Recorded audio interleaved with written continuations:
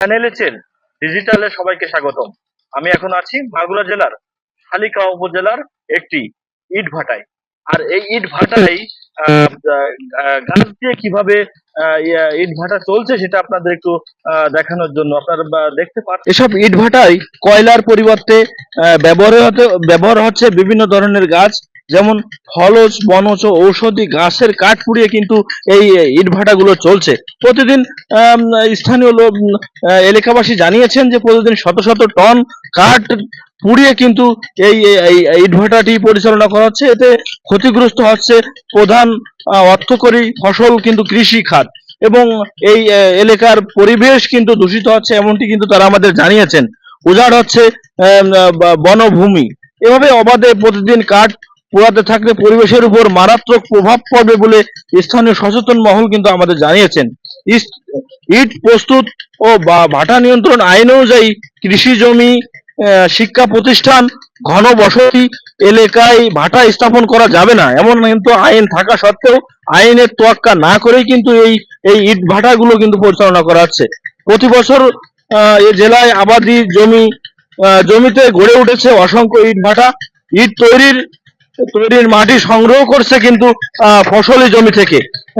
এতে করে ফসলি জমির কিন্তু টপ সয়েল, কৃষি অফিসারের তথ্য অনুযায়ী টপ সয়েল নষ্ট হচ্ছে প্রচুর পরিমাণে, এটাও কিন্তু আমাদের জানিয়েছেন কৃষি অফিস।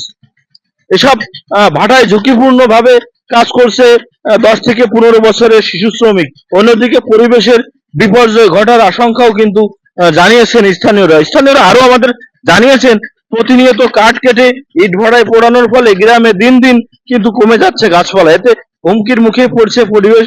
ভয়াবহ পরিবেশ দূষণের কবলে পড়ছে গ্রামের হাজার হাজার মানুষ। এদের মধ্যে বেশিরভাগই কিন্তু স্বাস্থ্য ঝুঁকিতে পড়ছে বৃদ্ধ ও শিশুরা।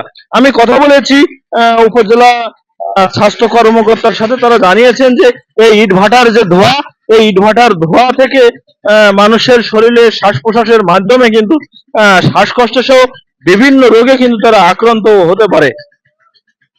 এ সমস্ত ইট ভাটায় কিন্তু ভ্রাম্যমাণ আদালতের মাধ্যমে অভিযান পরিচালনা করে মাঝে মাঝে তাদেরকে জরিমানা করা হয়। সে জরিমানা করা হলেও কিন্তু এই ইট ভাটাগুলো কিন্তু বন্ধ হয় না। বছরের পর বছর কিন্তু এই অবৈধভাবে কাঠ পুড়িয়ে কিন্তু এই ইট ভাটাগুলো চলছে বলে আমাদের কাছে অভিযোগ রয়েছে।